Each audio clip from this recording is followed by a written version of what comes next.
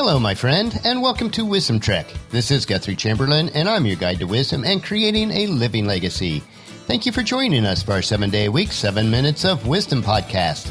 This is day 293 of our trek, and yesterday we hiked the 13th trail of this trek, which was the Trail of Discipleship. Today we'll explore a related trail which help us to put practical content into what we explored yesterday as we hike on the trail of the process of discipleship. There is a total of 18 trails on this trek, which we are calling the Principles of Spiritual Growth. This has been adopted from a short book written by Miles J. Stanford. These practical lessons were instrumental in my spiritual growth as a young man seeking to create and live my legacy. As we continue on the trail each day, I trust that you'll find this information valuable in your life, regardless of where you happen to be in your own faith trek. Each of the trails on this hike do build on the previous one, so if you do miss any of the days of our Wisdom Trek, please go to wisdom-trek.com to listen to them and to read the daily journal. We are recording our podcast from our studios at Home 2 in Charlotte, North Carolina.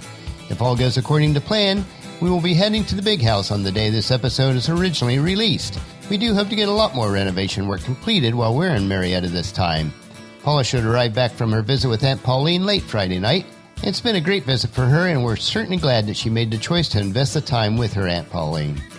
Speaking of investing time, as we head out on our hike today, we want to discover how best to invest our time in the process of becoming a disciple of Christ.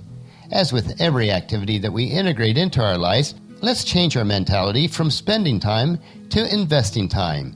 When we invest time, it has a return on it, just like a monetary investment. The difference is when we invest time, it can have an eternal return. This is part of living our legacy each day.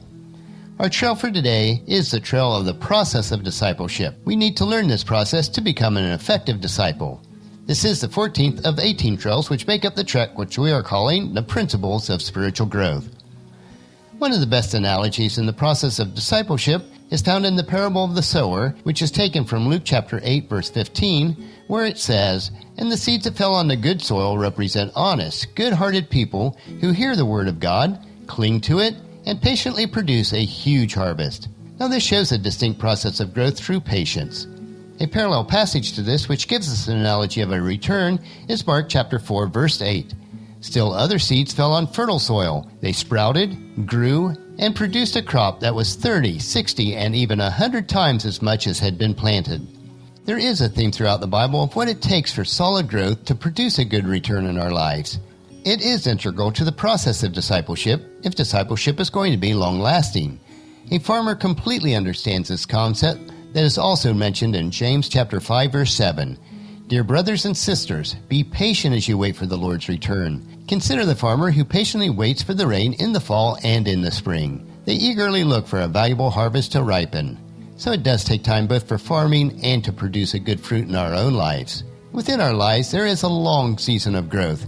From the time where seeds fall on the fertile soil of our hearts, then they sprout and grow, and will eventually produce an abundant harvest in our lives that can also nourish others. So many Christ followers only get to the second or third stage in this life process towards discipleship. If you are just growing and not producing an abundant harvest, you'll never be able to reach the level where you can feed others. One important aspect that is missed by many Christ followers is that before a plant sprouts and grows, the original seed must die in order to bring out a new abundant harvest.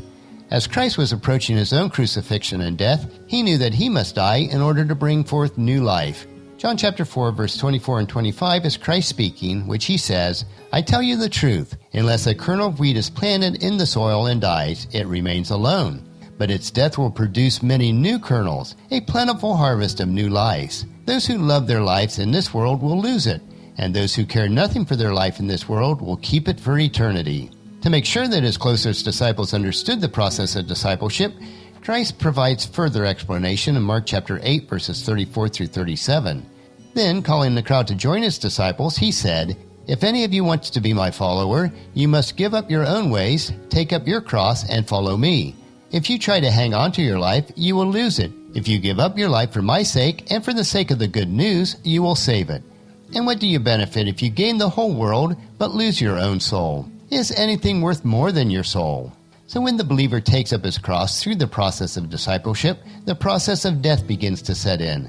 The disciple finds himself a seed sown by the Son, Planted in a home, an office, a shop, a hospital, a church, or even online social media as their place of ministry. Whatever or wherever it is, through the process of discipleship, there is to be death of self from which the resurrection life follows.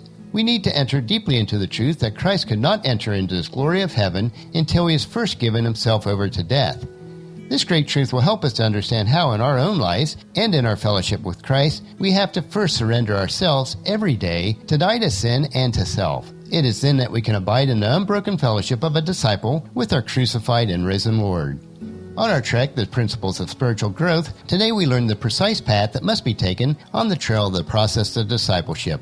Once we have fallen on the fertile soil of God's work, we must die to self so that we can grow and produce an abundant harvest. And then we will be used to feed those who hunger and thirst for God's justice. We must be patient through this process because it requires the proper nutrients, care, weeding, and most importantly, time. There is no shortcut in the process of discipleship. And through this process of discipleship, sometimes it does get wearisome. But tomorrow we will move on to our next trail, which is the trail of rest. Throughout the process of discipleship, which will last our entire lives, there must always be time for rest. Every trail that we're hiking on this trek will help us to create and live our legacy each day. So encourage your family and friends to join us, and then come along with us tomorrow for another day of Wisdom Trek, Creating a Legacy. That will finish our podcast for today. Just as you enjoy these daily doses of wisdom, we ask you to help us to grow Wisdom Trek by sharing it with your family and friends through email, Facebook, Twitter, or in person as you meet with them, and invite them to come along with us each day. The journal for today's trek can be found at wisdom-trek.com. Thank you so much for allowing me to be your guide, your mentor, but most importantly, I am your friend, as I serve you through the Wisdom Trek podcast and journal each day.